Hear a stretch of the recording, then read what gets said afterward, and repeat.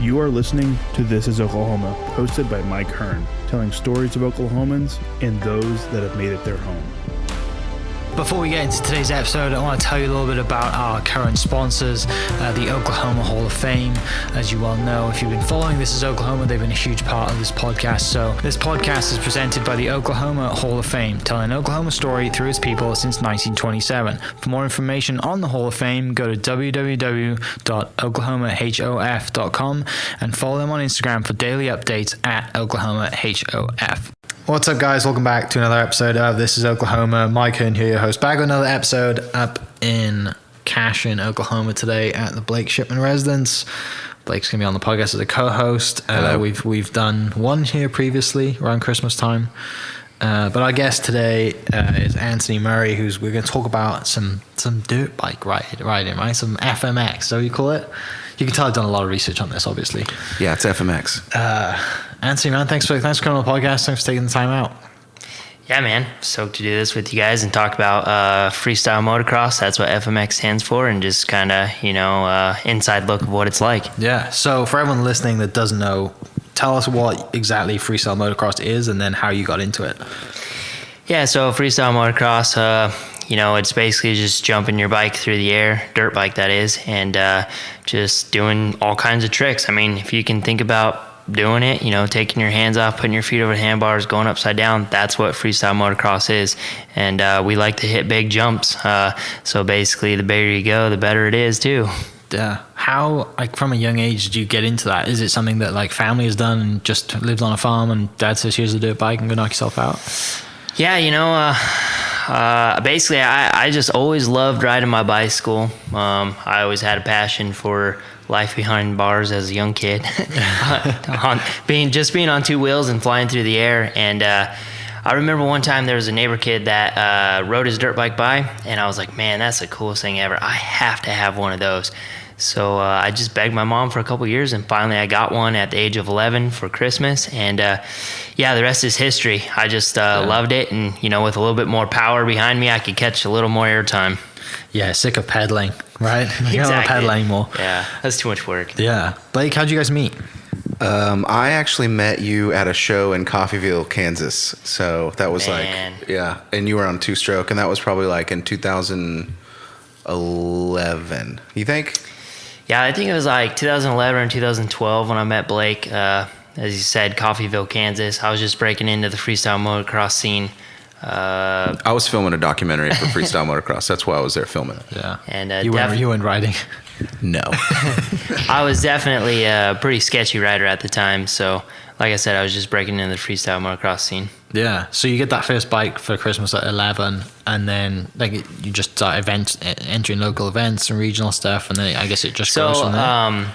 Yeah, I grew up, we didn't really have much money. It was just my mom raising 3 kids. And so basically just even get me my first dirt bike was a struggle. So that's why it took so long.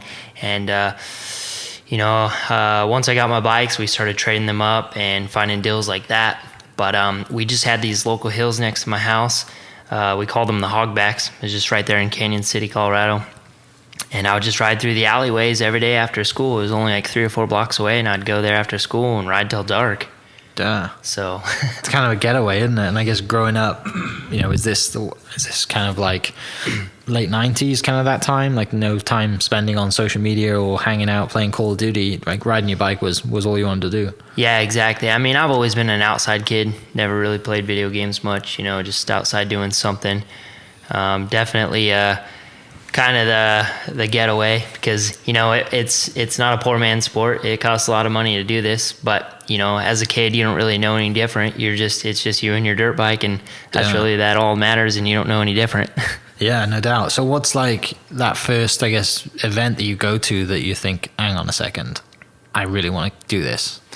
Well, as for me, what really motivated me to be a professional freestyle motocross athlete was I went to the Dew Tour. I think it was 2015. I was about 14 or 15 years old, and man, I saw all 2005. Yeah.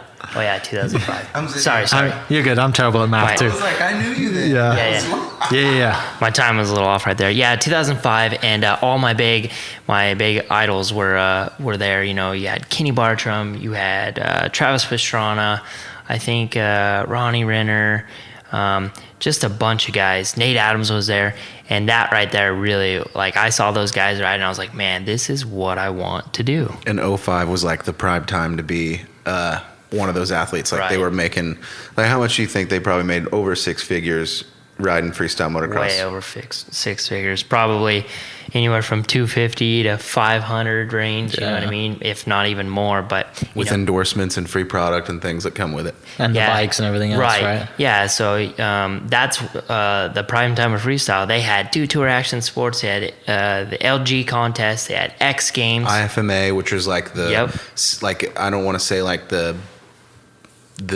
B team, because these dudes grew up, you know, competing in that, and like top dudes now were winning those back in the day, or like trying to win those. But it was like, I was in Kenny's garage the other day, which he can tell you. I think it's cool you mentioned Kenny, because now you're good pals with him and work with him and stuff. But we were at his house, and like, you're just chilling, looking in the shop, and you see all these trophies of like IFMA. If you ask any fan that started liking freestyle motocross from 2012, they have no idea what that is. Right. But it's like the thing that made the guys who are what they are now. Right. It is what they are. Yeah. That's sick. Well, that's what's so cool about freestyle back in the day, is you had all those platforms. And as an athlete in my position right now, we really don't have those platforms. But on another hand, we do. We have it in our hands. It's social media. But the social media is just such a game, and it's a full-time job as well. You know, it kind of, if you're doing that full-time, it's hard to focus on riding. And just like someone has an accountant, they need to have a social media person. That's right. Yeah, build your image. I think your image is the most important part. So. Well, that's now, like, to that point, right? The sponsors and the endorsements, they look at what your social presence is, right? And it's kind of like an investment. Last night, I was just telling you this earlier. Last night, I was, you know, like, every moment we have, or I consider myself a hustler, like, so I'm always on the move, trying to find out when, you know, as a freelancer too, you're always trying to chase that next paycheck. So I'm like looking for opportunities and thinking, you know, locally, like I said before, and I hit this company up, and their first, after this whole pitch, this whole proposal, the first question, not even a, hey, thanks for this, it was verbatim, how many followers do you have on YouTube? Or how many subscriptions do you have on YouTube? And you have a good YouTube presence. Well, like, and I was telling him, like, if I didn't have that, then I have nothing to say. But it's never served me any, I mean, that is the occasion in which it matters. But other than that, whenever you go up to someone like, hey, I have 30,000 something or other on it, they're like, cool, get away from me, you weirdie. Yeah. Is that the first time someone's asked you that? No, I get asked it a lot.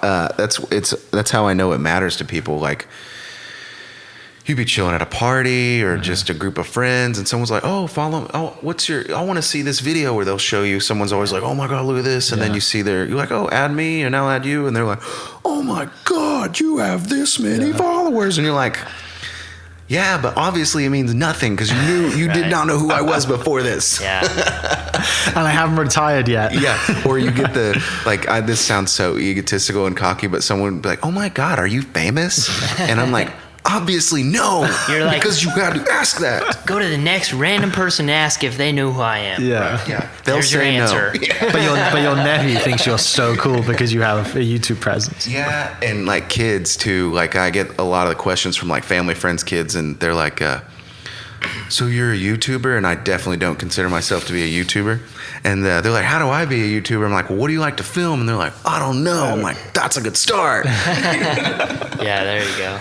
Yeah. Point. So to that point, then, you obviously focus a lot as well on social media and building that so you can have a presence and sign more sponsors and bigger gigs, and you invest in people like Blake to come out and shoot content. Yeah, I mean, it's a battle. I go back and forth. Like, there's sometimes I just get burned out on it because you're trying to be so consistent and post every single day, but you get burned out on it because it's just like, where's your ROI on this? You know what I mean? Yeah. I'm not getting any endorsements or making a living from doing this, so it's like, it's almost like it makes from social media. Right, from social media, yeah. It makes no difference if I make a post every single day, because I am still doing X amount of events each year and making X amount of dollars. Yeah. So it's like, it's almost like sometimes just you start to have a bad attitude about it, but then you got to stay positive, you know, because it really is important in today's society. It's easy to get flustered about it too, because you can you have to remember that if you have 300 views on a video versus some major person's 100,000 views on a video, there's probably still only like a handful of people that are going to be able to hire that person, or who is an advantage to that individual. And the same with you. Like, that's how I think about it. If I don't even break 1,000 views on a video, I'm still thinking to myself, that's a lot of people that watched it that locally, that, you know, hopefully it's local. You can see that stuff, but you know, I do everything organic. I don't like pay to promote. I'm against that. I know it serves a purpose to other people, but I just use it as my portfolio. Do you think it almost matters more if you're like about to retire, right? If you're really about to think you're like, you've done all you can, you're aging out, your body's not taking it anymore, but you have this following now, you can retire and go into starting a YouTube page or a blog or whatever it is, right? There's plenty of people. I love Formula One. When Nico Rosberg retired after he won the World Championship, he's like, I'm gonna be on YouTube now, and has like a podcast and does YouTube shows. Yeah, I think the keyword there is retired, because like whenever you're in the middle of trying to do your shows and like practice and things and just like stay on emails and try to find the next show and work with the next promoter, there's no did you notice I have no time in there for filming? Right. You know, there's nothing in there about that. You almost need to pay someone to just follow you around, which is not cheap. Right. And at that point you have to distinguish what's good from what's bad, which takes more time out of your day, because you don't want everything out there of yourself. Right. Yeah. Yeah. So the shows then, to that point with the shows and stuff, people who don't know Freestyle Motocross, obviously you're based on, you know, the tricks that you do and the level that you do them at, but is there like a entertainment show element to it, away from like, you're going to go to a competition, you're either going to compete or you're going to go and do a show? Are they two separate things as well, or are they both? So they're going to be two separate things. Gotcha. I mean, in one way they are. I mean, I'll say what you're going to say, but then I have a point to that. Yeah. I mean, like there's, it's really, really hard to get a spot at like X Games. I mean, it's invite only, and you know, you have to really have the following, and you got to have the hype behind it, because you know that's what they want. They want the reviews for that stuff.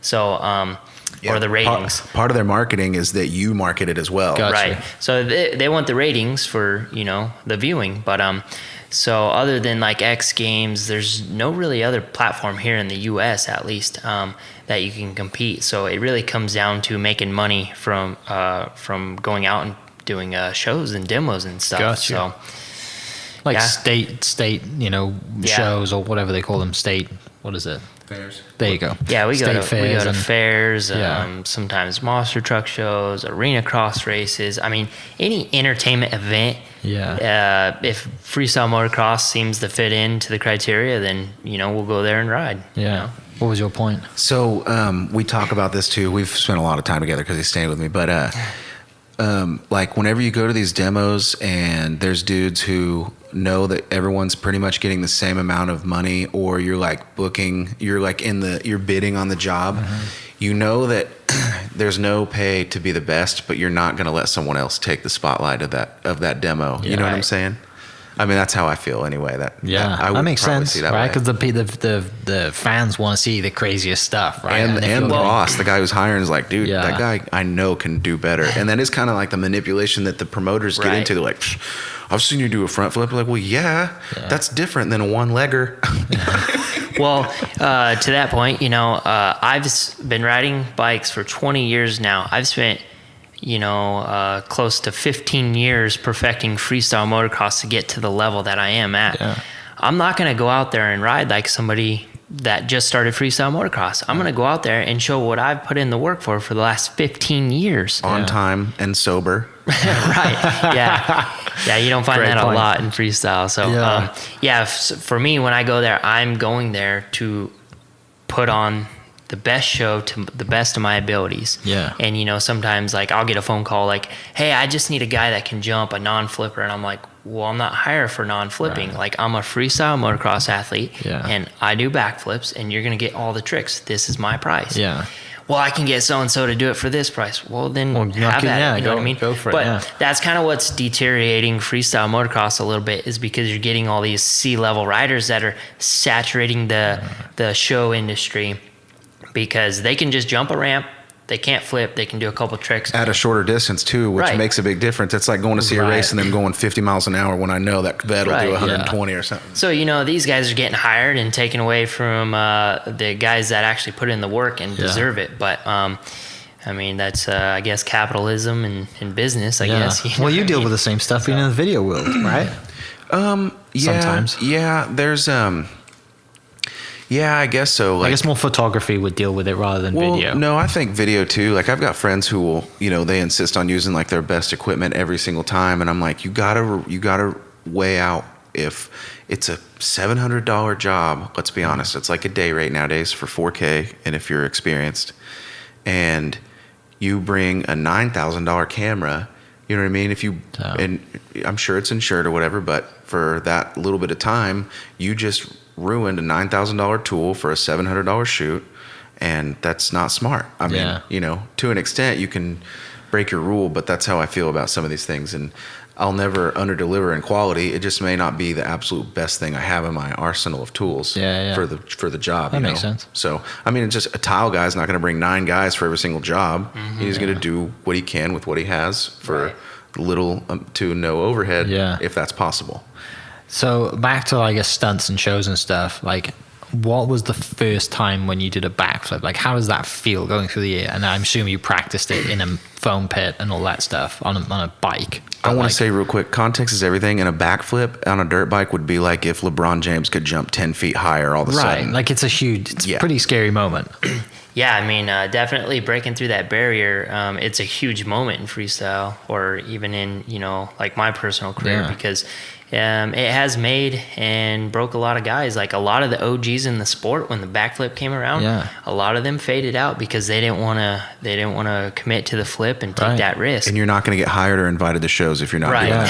Who's the guy who he was on Pastrana's traveling Nitro Circus thing and like broke his back and then did a backflip with a broken back? Oh, that's Bruce Cook. Yeah, right. Yeah, did he do a double and then broke his? Yeah, he tried a double front flip, under rotated, breaking his back. But that's a real. It's legit risk. Yeah, it's a risk, and that circles back around to the pay scale. Like, look, my life is more than this. This stuff is like, I ride because it's fun, and going to these events sometimes, they're fun, but it's work. Yeah. So if I'm working, I'm gonna get paid for it. You know what I mean? I don't want to sit there and stress about it.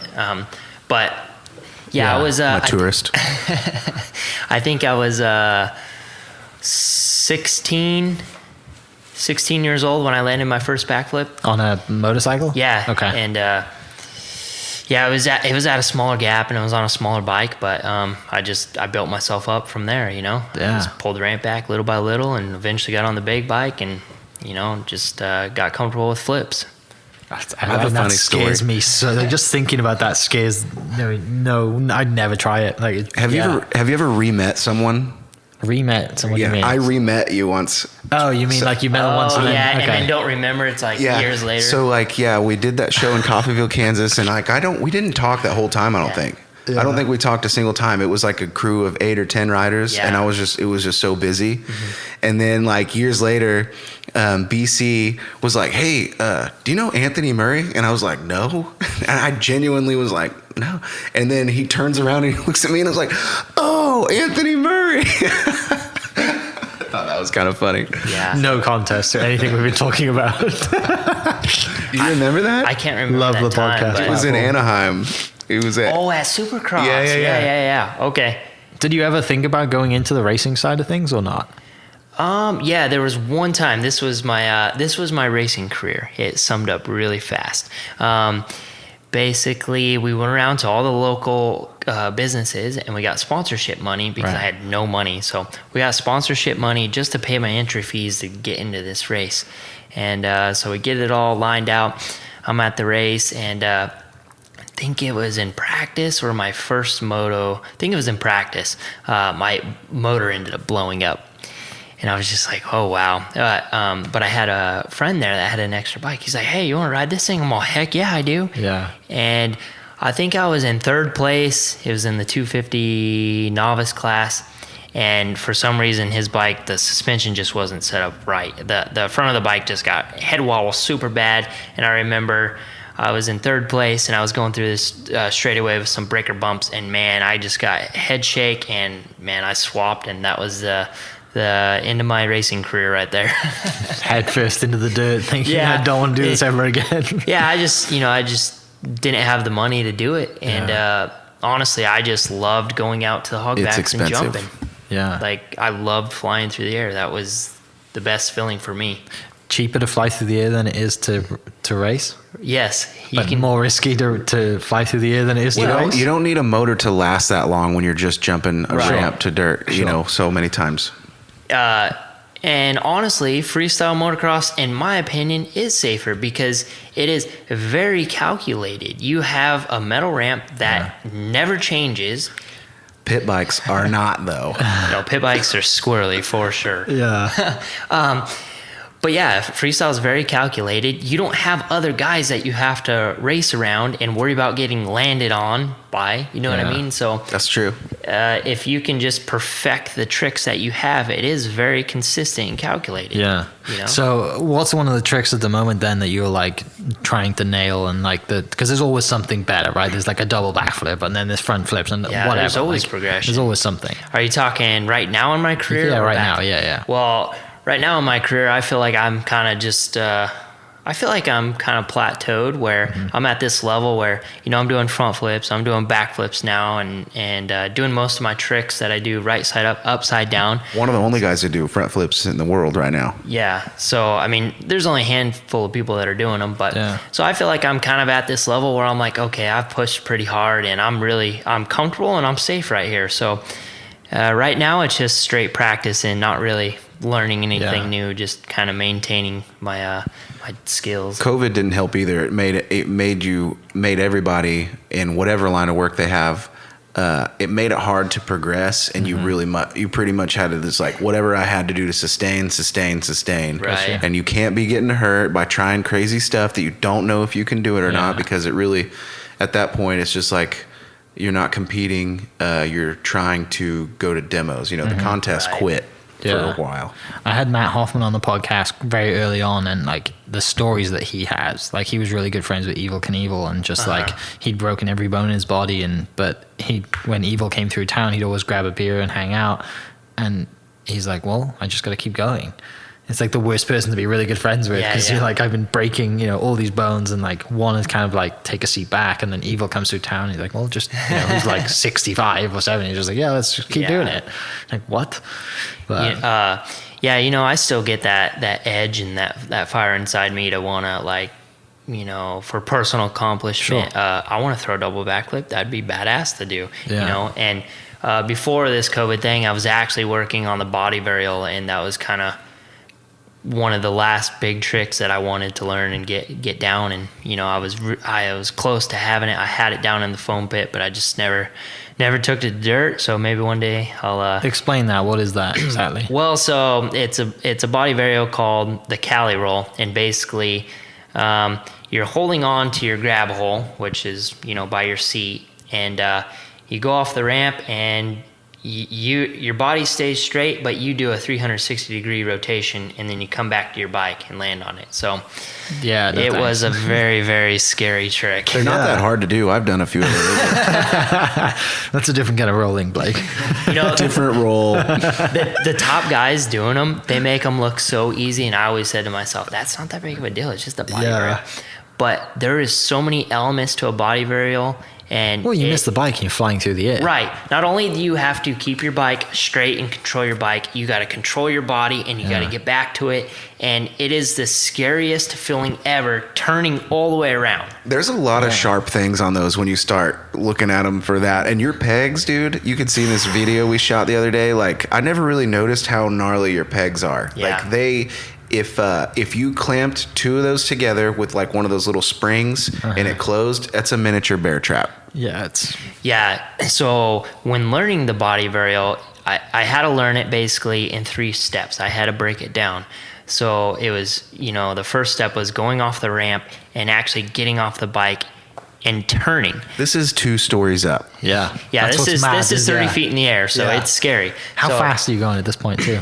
I think we only go about 30 miles an hour, so Okay. but I Only. mean, it's Right. you're 30 feet in the air. It's scary. So You get pulled over in a school zone for doing that. yeah, exactly.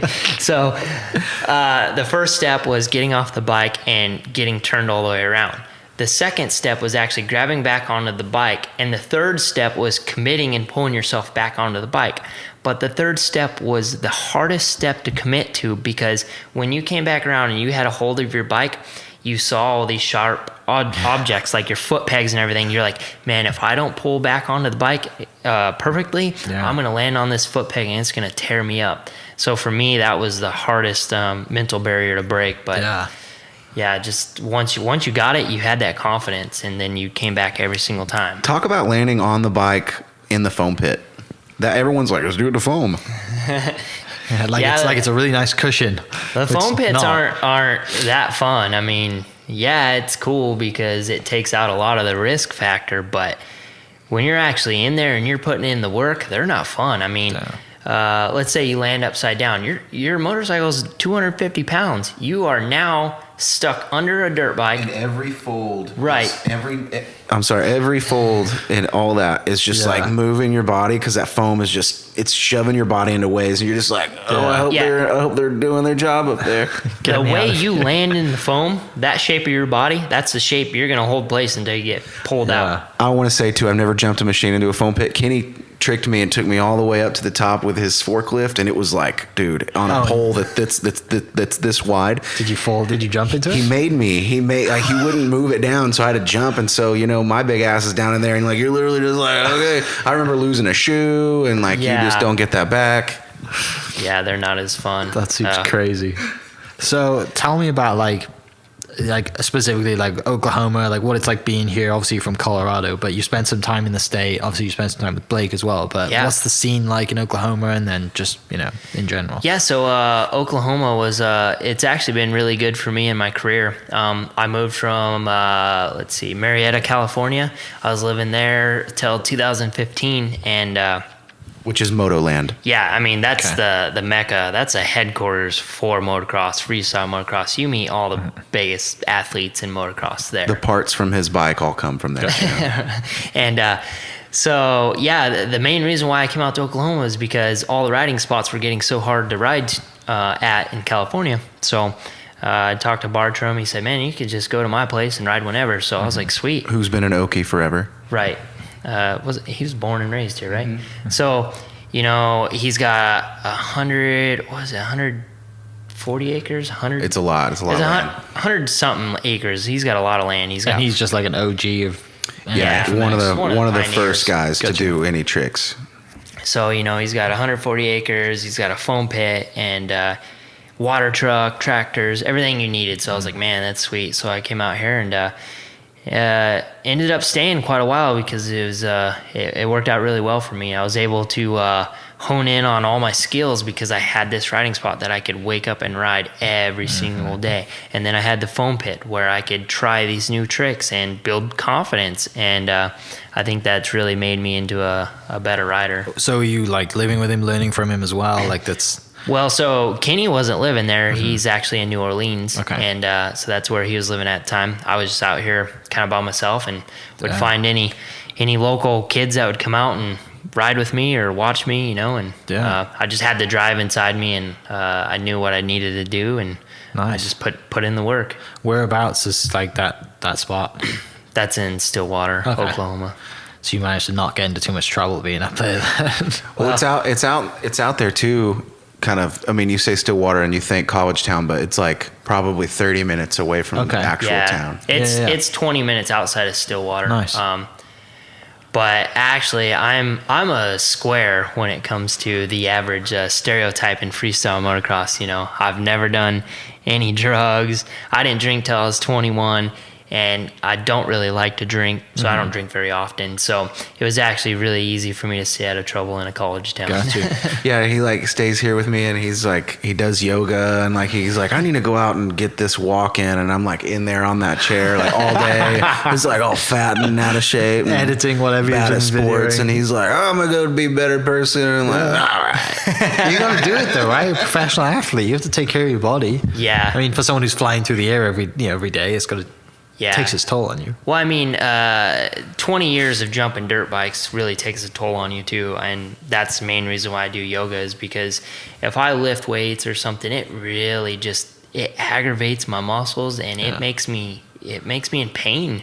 So I like to do yoga because it's a good workout and it loosens my muscles up and I just feel better. So I just stick with the yoga. Do you think a lot of the guys do it as well, or are you just kind of one of the standout ones that does it? I do think there are a handful of guys that do it. I bet the moto dudes do it a bunch, you know? Yeah. Yeah, I think that Alden probably has him do that stuff out in Florida. Like I could see him having him do that stuff. I don't know why it wouldn't help. Right. Yeah, stretching, right? It's got to do something for you. I mean, it's great for stretching, breathing, and you know, it's a different type of workout. When you're holding these postures, it's really challenging. You know what I mean? You think it's yoga, that's easy, you know. But man, the first time I did downward dog, I thought my shoulder's gonna pop out. Like this. Yeah, I don't know what you guys are talking about. It's YouTube's got some great yoga. Yeah, I was gonna say, let me things. pull this video. Yeah. I know what yoga is. Yeah, I just never experienced it. my wife was doing some is it yoga with Adrian? That's like the big one. Yeah. It's a lady. She's got like 6 million followers or whatever, and like basically does yoga in it. She's got it made. She does yoga in her house. That's all she needs. Is a light and a iPhone, and it's like millions of followers. I've watched a few of her videos, and then I've done Peloton as well because I travel a lot. So having Peloton's nice. But do you have one with you? You take when you travel? Oh, Peloton app. Oh, okay. So Yeah. They have all the different classes. So Yeah. Yeah, We just got one. It's the best thing ever. I Yeah. totally get like the cult of the Peloton now. Like, Right. Oh yeah. It's my wife's like, I want one. I was like, okay, I have heard of find it, one, but I've never been interested. Peloton memes on Instagram is a great follow if you get it. If you get it, yeah. I probably won't get it. You definitely won't get it, but like it's such a funny thing. Like I told my wife, I was like, this is going to become an extended clothes rack. Like this is just a bike that's you in get the it corner used. that costs $1,500. That's in the corner. To be fair, she's ridden it every day. If I was rich, I would have a personal trainer that like made me do stuff. Because then I wouldn't have to worry about doing anything else other than just. Well, most of it's eating too, isn't it? Right? Like especially when you're traveling, it's really hard. Which you only get to do in society as far as they say is okay 3 times a day, and I want to enjoy it. What you're eating? Speak to I want to enjoy it. Speak to a professional bodybuilder. They eat like 6-7 meals a day. True. You'll be Yeah. fine. Yeah, It depends on what you it's eat, all though. about having fast metabolism. The less you eat, it's going to slow down. Yeah. You eat more, it's going to speed up. It's not working. But You've got time. It's fine. everything in moderation is good. Yeah, definitely. You just got to find those boundaries. Yeah. So I guess when things now, I guess shows are starting to come back, and you're starting to get invites and stuff like that. Like future's looking better than it did last year. Yeah, so at the beginning of this year, I already had 3 events that were canceled, and you still hear about things and restrictions. I actually booked an arena in Pueblo, Colorado, because I was going to put on a full freestyle motocross show through Gravity Slayers, which is a new brand I've been working on. And they still have seating restrictions. Right now, you can only hold 150 people in these seats. And it's like, how do you even make money with 150 people? You can't. You're losing money. So, yes and no. I do have quite a bit on the books, but last year, even with this pandemic, I still think I did 15 or 16 events, which is really good because I talked to the other athletes, and I think some of them only did like 3, 4, or 5 of them. So I was very fortunate. I have a lot of different people that I work for, so it was definitely beneficial. Yeah. With that new brand you just said you're working on, is that something that's personally yours, and then you're calling the arenas and saying, hey, I'm coming with a full package, I'm bringing the riders, and like you've moved out of like just being a rider to like, I'm going to own this and take this on the road? Yeah, so that's kind of where the direction of my life is heading, is basically switching the roles, because I'm almost 30 now, and I can't ride freestyle motocross forever. I don't want to. I don't want to be on the road 30, 40 weekends out of the year. I want to start having a family and stuff like that. So it's tough when you're traveling a lot. But yeah, so basically I just want to put on events kind of like Nitro Circus, rent these venues and let's put on a freestyle motocross show and let's have a good time, and build this brand. And I also want to build a platform for younger kids coming up, because right now it's there's not too many people coming up, I feel like, especially in the U.S. So I want to help grow the sport and keep it going. Yeah. Also, your shows. Oh, my camera died. Like dead. Yeah.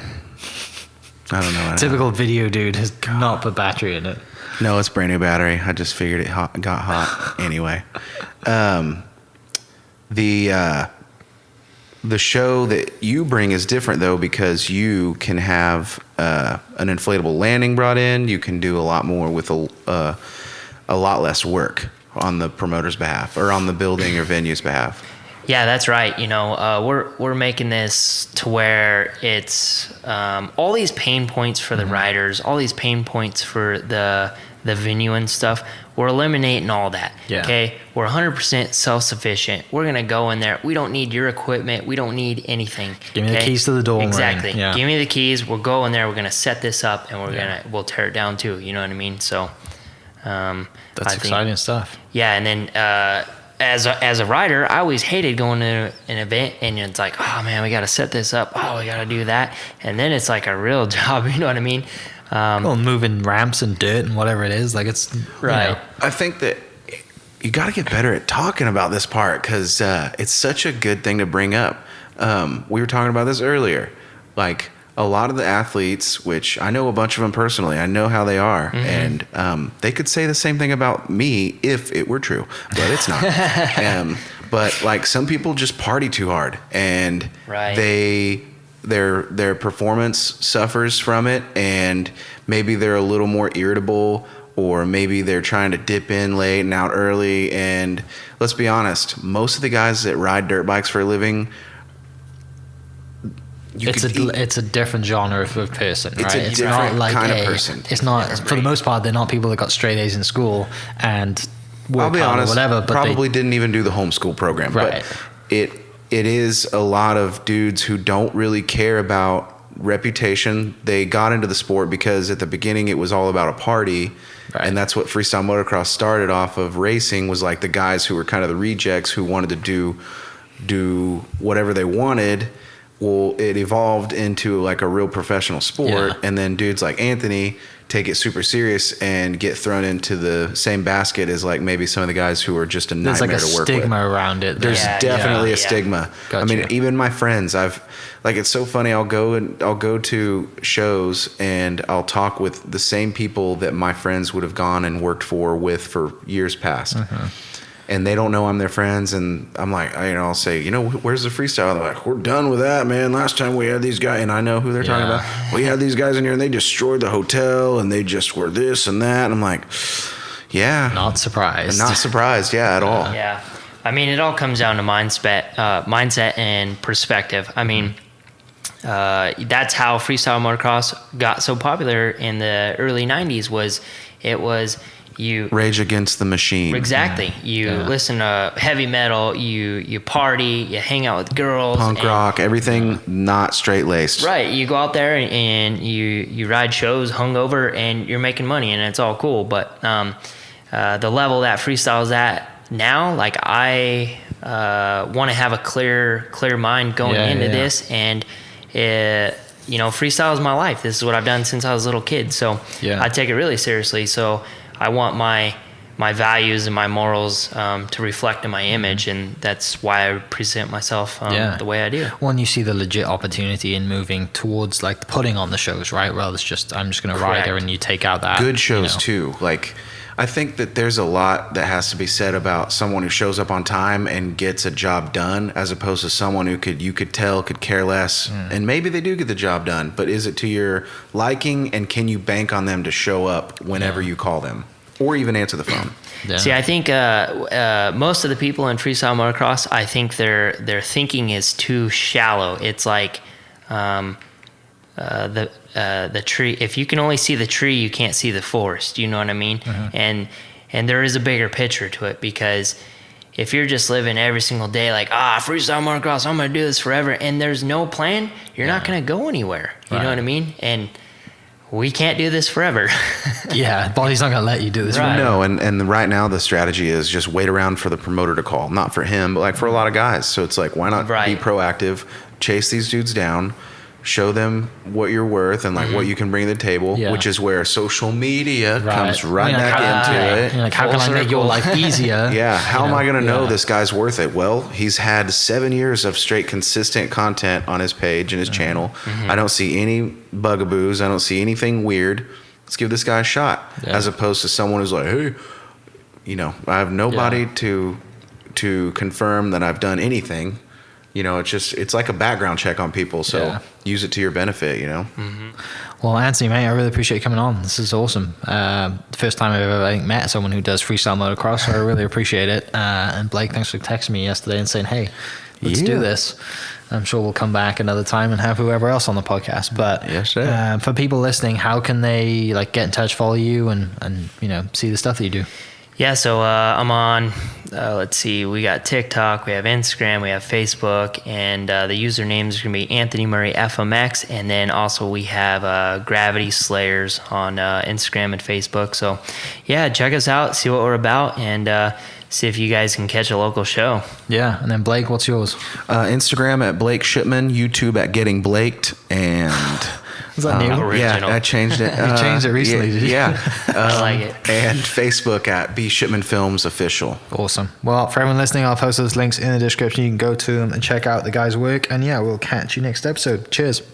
This podcast is presented by the Oklahoma Hall of Fame, telling an Oklahoma story through its people since 1927. For more information on the Hall of Fame, go to www.oklahomahof.com and follow them on Instagram for daily updates at oklahomahof. Thank you for listening. We are inspired by those around us and hope that you are too.